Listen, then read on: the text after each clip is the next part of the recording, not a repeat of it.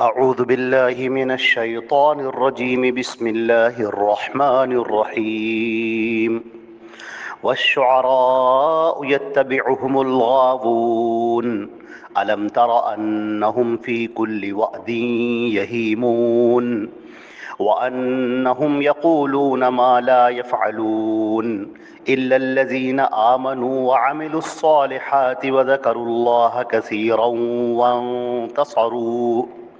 وانتصروا من بعد ما ظلموا وسيعلم الذين ظلموا أي منقلب ينقلبون۔ یہ سورہ شعراء کی آیت نمبر 224 سے آخر سورہ تک ہے، 227 تک، اور ترجمہ ان آیات کا یہ ہے: اور شاعر لوگ ان کے پیچھے گمراہ لوگ لگتے ہیں، کیا تو نے دیکھا نہیں کہ وہ ہر وادی میں سر مارتے پھرتے ہیں، اور یہ کہ وہ کہتے ہیں جو وہ کرتے نہیں ہیں، مگر وہ لوگ جو ایمان لائے اور انہوں نے نیک اعمال کیے اور اللہ کو کثرت سے یاد کیا اور انتقام لیا اس کے بعد کہ ان پر ظلم کیا گیا، اور وہ عنقریب وہ لوگ جنہوں نے ظلم کیا جان لیں گے کہ وہ لوٹنے کی کون سی جگہ لوٹ کر جائیں گے۔ حضرات گرامی، یہ سورہ کا اب اختتام ہو رہا ہے، یہ سورہ ختم ہو رہی ہے۔ اللہ کے نبی حضرت محمد مصطفیٰ صلی اللہ علیہ وسلم نے جو دعوت پیش کی، جو اسلام پیش کیا، اس پر کفار مکہ نے جو جو اعتراضات کیے، اللہ رب العزت نے ان تمام اعتراضات کے جواب دیے۔ جو بھی خلجان ذہن میں اٹھ سکتا تھا، جو سوال آ سکتا تھا، ان تمام سوالوں کے جواب دیے گئے۔ اللہ کے پیارے رسول صلی اللہ علیہ وسلم کی دعوت کو پیش کیا گیا۔ اللہ رب العزت نے اپنے بندوں سے خطاب کیا اور ان کی تخلیق کے مقصد کو بیان کیا، اپنی الوہیت کے دلائل دیے، اور اس کے بعد اپنے نبی حضرت محمد مصطفیٰ صلی اللہ علیہ وسلم پر جو کفار نے الزام لگائے ان سب کو اللہ رب العزت نے واضح کیا۔ اب دیکھیے، پہلے جسے وہ ساحر کہتے تھے، کاہن کہتے تھے، اس پر بھی اللہ نے کہا کہ کیسی تم باتیں کرتے ہو، ساحر اور کاہن کی جو فطرت ہوتی ہے کیا وہ ہمارے رسول کی ہے؟ ذرا دیکھو ان کی زندگی میں۔ اسی طریقے سے شعراء وہ کہتے تھے کہ یہ شاعر ہیں، اللہ کا جو کلام اتر رہا تھا، قرآن پاک اتر رہا تھا، اس کی وہ جو عبارتیں تھیں، اس کا جو اثر تھا وہ دلوں کے اوپر اثر کرتا ہوا چلا جاتا تھا، تو لوگ کہتے تھے کہ یہ تو شاعر ہیں۔ جیسے شاعر کا آدمی کلام سنتا ہے تو مست ہو جاتا ہے، بے خود ہو جاتا ہے، اس طریقے سے یہ کلام جو محمد صلی اللہ علیہ وسلم پیش کر رہے ہیں اس کو سن کر آدمی بے خود ہو جاتا ہے، مست ہو جاتا ہے۔ تو اللہ رب العزت نے فرمایا کہ یہ شاعر نہیں ہیں۔ شاعر کی زندگی میں اور ہمارے رسول کی زندگی میں زمین آسمان کا فرق ہے۔ شاعروں کی جو زندگی ہوتی ہے، شاعری کا معاملہ کیا ہے کہ وہ ایسی باتیں کرتے ہیں جو تصوراتی ہوتی ہیں، تخیلاتی ہوتی ہیں، مبالغے پر مبنی ہوتی ہیں۔ کسی کے حسن کا تذکرہ ہے، کسی کے عشق کا تذکرہ ہے، اور کسی کے لب و رخسار کا تذکرہ ہے، کسی کی زلفوں کا تذکرہ ہے، کسی کے قد اور قامت کا تذکرہ ہے۔ وہ کسی کے عشق میں بے چین ہوئے جاتے ہیں اور دور اذکار کی باتیں کرتے ہیں، ایسی ایسی مثالیں لاتے ہیں، ایسی ایسی چیزیں لاتے ہیں جن کا حقیقت سے کوئی تعلق نہیں ہوتا۔ ایک آدمی جو نہایت بزدل ہوتا ہے لیکن جب وہ شاعری کرتا ہے تو بہت اس میں اپنی بہادری دکھاتا ہے۔ اور اسی طریقے سے تو تم نبی کی زندگی کو دیکھو، نبی کا تو معاملہ یہ ہے کہ جو کہتے ہیں وہ کرتے ہیں۔ وہ لوگوں کو اللہ کی طرف بلا رہے ہیں تو سب سے زیادہ اللہ سے ڈرنے والے اور تقوی اختیار کرنے والے ہیں۔ وہ لوگوں کو نیکی اور پاکیزگی کی تعلیم دیتے ہیں تو ہمارے نبی کی پوری زندگی خود پاکیزہ ہے اور نہایت عمدہ طریق پر وہ چل رہے ہیں۔ ان کی زندگی ایسی ہے کہ لوگ اس سے سبق سیکھیں۔ طہارت ہے، پاکیزگی ہے، نزاکت ہے، شفافیت ہے۔ آپ دیکھیں اس کے اندر وہ گناہوں کی طرف کوئی مائل نہیں ہے، ان کے اندر کوئی خیانت نہیں ہے، ان کے اندر جو بات کہیں اس پر عمل نہ کریں ایسا نہیں پایا جاتا ہے۔ تو ایک شاعر کی زندگی میں اور ہمارے رسول کی زندگی میں تم کو یہ فرق صاف نظر آئے گا۔ کیسے تم نے کہہ دیا کہ یہ شاعر ہیں؟ شعراء کا تو معاملہ یہ ہے کہ جو گمراہ لوگ ہوتے ہیں وہی ان کے پیچھے پیچھے چلتے ہیں، وہی ان کی باتوں کو مانتے ہیں۔ تو اس طریقے سے جو انہوں نے ہمارے نبی صلی اللہ علیہ وسلم پر شاعری کا الزام لگایا اور شاعر کہہ کر الزام لگایا. اللہ نے اس کا جواب دیا کہ دیکھو جو شعراء ہوتے ہیں ان کے پیچھے پیچھے تالی پیٹنے والے اور ان کی تعریفیں کرنے والے اور ان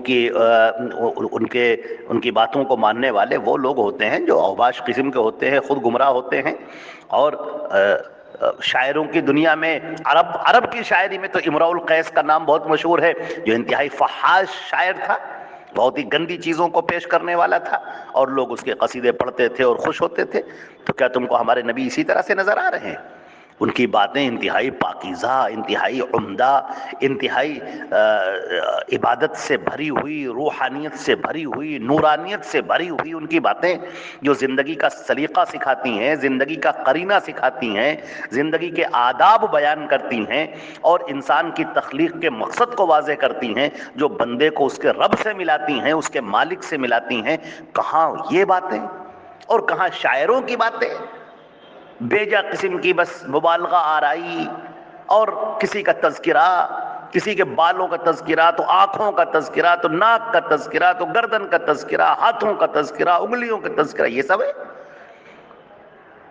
یا قصیدہ کہہ رہے ہیں، کسی کی ہجو کہہ رہے ہیں، کسی کی برائی کرنے پر آ رہے ہیں، تو کسی کی تعریف میں الفاظ پروئے چلے جا رہے ہیں. تو کہاں یہ اور کہاں وہ زمین آسمان کا فرق ہے؟ تم کو یہ سمجھ میں نہیں آتا؟ یہ باتیں سمجھ میں نہیں آتی؟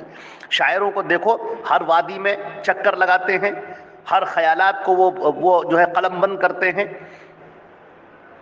اور جو کہتے ہیں وہ کرتے نہیں ہیں. ایک انتہائی بزدل بڑی شجاعت کی باتیں کرتا ہے اور کبھی وہ آگے نہیں بڑھتا ہے، انقلاب کی باتیں کرتا ہے. شاعری آپ پڑھ لیجئے تو آدمی لگ رہا ہے کہ بہت بڑا انقلابی ہے اور بہت بڑا وہ ہمت والا ہے، اور معلوم ہوا کہ وہ کچھ نہیں، ایک نمبر کا بزدل ہے وہ. ہاں، الا الذین آمنوا، سوائے ان شعراء کے جو ایمان والے ہیں، جو ایمان والے شعراء ہیں، جن کا سینہ ایمان سے معمور ہے اور اس کے بعد انہوں نے شاعری شروع کی ہے، تو پھر وہ اپنی شاعری میں سچے ہوتے ہیں، پھر وہ اپنی صلاحیت کا غلط استعمال نہیں کرتے.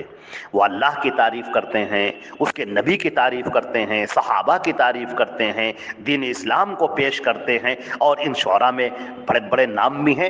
صحابہ کرام، حسان ابن ثابت کا نام ہے، کعب ابن سہیر کا نام ہے، اور بھی بڑے بڑے شعراء ہیں جو نبی کریم صلی اللہ علیہ وسلم کی مدح کرتے تھے، اسلام کو پیش کرتے تھے، اللہ کی تعریف اور حمد و ثنا کرتے تھے. اور آج بھی ایسے شعراء ہیں. ایسے شعراء اللہ کو پسندیدہ ہیں. انہوں نے اپنی صلاحیت کا صحیح استعمال کیا ہے، جو اللہ نے انہیں قدرت عطا کی، جو صلاحیت عطا کی، اس کو وہ بالکل صحیح سمت لے کر جا رہے ہیں. یہ نہیں کہ معاشرے میں انارکی برپا کر دیا، فساد برپا کر دیا، اپنے قلم کے زور سے، شاعری کے زور سے آگ لگا دی. ایسا نہیں کرتے.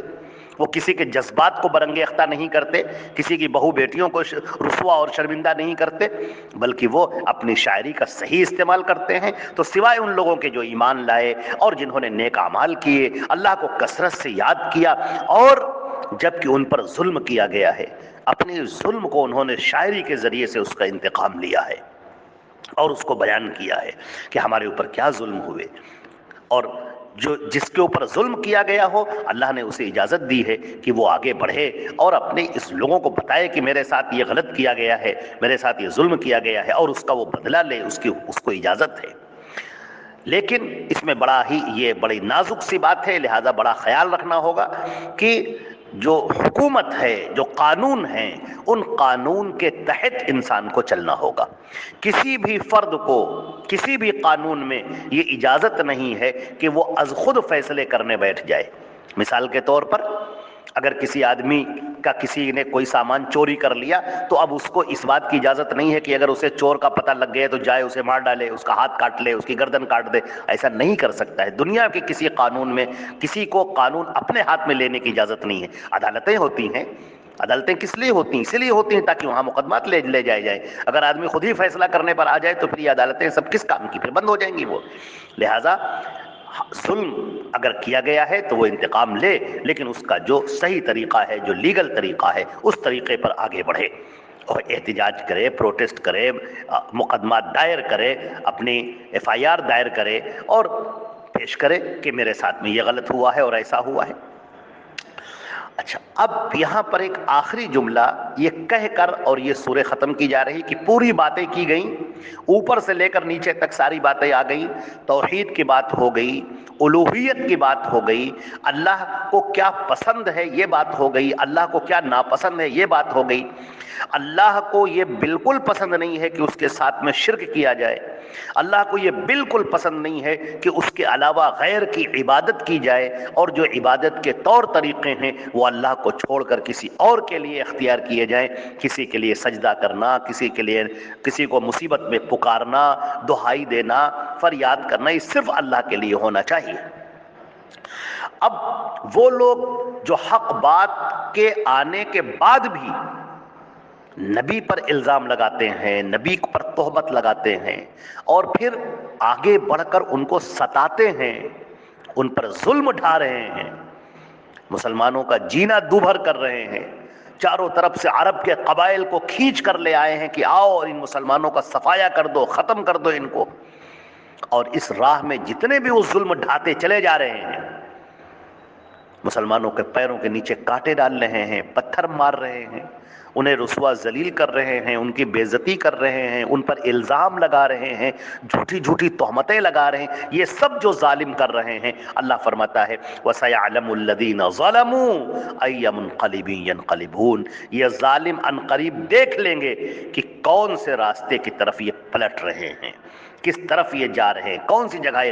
مرنا تو ان کو بھی ہے، موت تو ان کو بھی آئے گی، اب یہ موت کے آنے کے بعد یہ کس طرف جائیں گے، جہنم کی کس وادی میں پھینکے جائیں گے، اور کس طرح انہیں زنجیریں پہنائی جائیں گی اور کوڑے برسائے جائیں گے، اور کس طرح فرشتے ان کو عذاب دینے پر مسلط ہوں گے، تب ان کی آنکھیں کھلیں گی، تب انہیں پتہ چلے گا، اور اس وقت ان کے رونے اور گانے سے کوئی فائدہ نہ ہوگا، چیخنے چلانے کا، توبہ کرنے کا کوئی فائدہ نہ ہوگا۔ یہی زندگی ملی ہے توبہ کرنے کے لیے، یہی زندگی ملی ہے اللہ کو مان لینے کے لیے، اس کے نبی پر ایمان لانے کے لیے، یہی زندگی ملی ہے حق کے طریقے کو اختیار کرنے کے لیے، حق کے راستے کو اختیار کرنے کے لیے۔ اس کے بعد اگر اسی پر آنکھیں بند ہو گئیں، موت آ گئی، تو پھر تم نے جو بھی کفر کیا، جو بھی شرک کیا، جو بھی گناہ کے کام کیے، اب تمہیں اس کا بدلہ ملے گا، اور اب تمہیں دیکھنا ہے۔ لہٰذا یہ آخری بات بھی اللہ رب العزت نے فرما دی۔ اللہ تعالی ہم کو اور آپ کو عمل کرنے کی توفیق عطا فرمائے، اور اپنے نبی کو پہچاننے کی، ان کی زندگی کو پڑھنے کی، اس قرآن پاک کے پیغام کو پڑھنے کی، اس سے جڑنے کی اور عمل کرنے کی اللہ تعالی توفیق عطا فرمائے، اور صحیح دین پر چلنے کی توفیق عطا فرمائے۔ وہ دین جو اللہ نے نازل کیا اپنے نبی حضرت محمد مصطفیٰ صلی اللہ علیہ وسلم پر، خاتم النبیین پر، ان پر جو دین نازل کیا ہے، جو آخری پیغام ہے، آخری دین ہے، آخری وحی ہے، اس پر ہم کو اور آپ کو عمل کرنے کی توفیق عطا فرمائے۔ اللہ رب العزت کے فضل و کرم سے سورہ شعراء یہ مکمل ہوئی۔ اللہ تعالی ہمیں مزید توفیق عطا فرمائے، اور جو بھی تفسیر کی گئی ہے، جو بھی پیغام دیا گیا ہے، اللہ تعالی اس کو اپنے لیے قبول فرمائے، اس کو قبولیت سے نوازے، اور جو حضرات اس کے سننے والے ہیں، پابندی سے سننے والے یا ایسے ہی سننے والے، اللہ تعالیٰ ان کو بھی نوازے، اپنی خیر اور رحمتیں ان پر نازل فرما دے، ان کے دامن کو خوشیوں سے بھر دے، یا اللہ اپنی رحمتیں اتار دے، اپنی برکتیں اتار دے، اپنی خیر و برکت اتار دے، یا اللہ اپنے قریب بندوں میں شامل فرما لے، یا اللہ ہر طریقے کی پریشانی سے، مصیبت سے یا اللہ حفاظت فرما، یا اللہ تو ہی حفاظت کرنے والا ہے اور تیرے علاوہ کوئی حفاظت کرنے والا نہیں ہے، یا اللہ تیرے ہی فیصلے سب سے اٹل ہیں اور آخری ہیں، یا اللہ ہمارے حق میں خیر کے فیصلے فرما دے، اس پوری امت کے لیے خیر کے فیصلے فرما دے۔ اللہم ربنا تقبل منا انک انت السمیع العلیم وتب علینا انک انت التواب الرحیم، وصلی اللہ علی محمد وآلہ وصحبہ اجمعین برحمتک یا ارحم الراحمین۔